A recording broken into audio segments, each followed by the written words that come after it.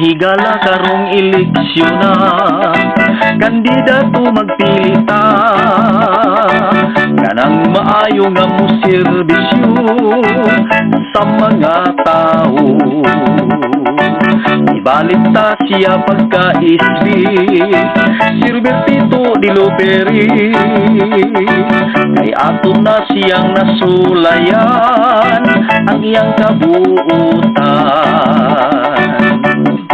Daghang mga katawhan ang iyang natabanan, kay ang iyang batasan wa gayon kausaban. Musa mga higala karon nga eleksyon na, kita gyud maghiusa. Dilopere ta ayaw gayud kamo pagkumpiyansa, sa pagpili ayuhon ta. Dilopere ang atong konsihal, kanato nagmahal.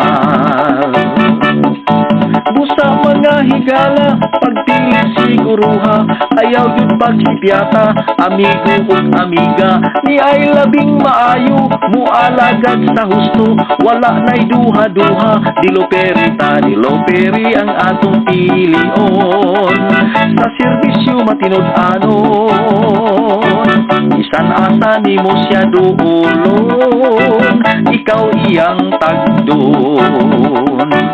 Ibalik na to sa pagka-isbi, si Dilopere.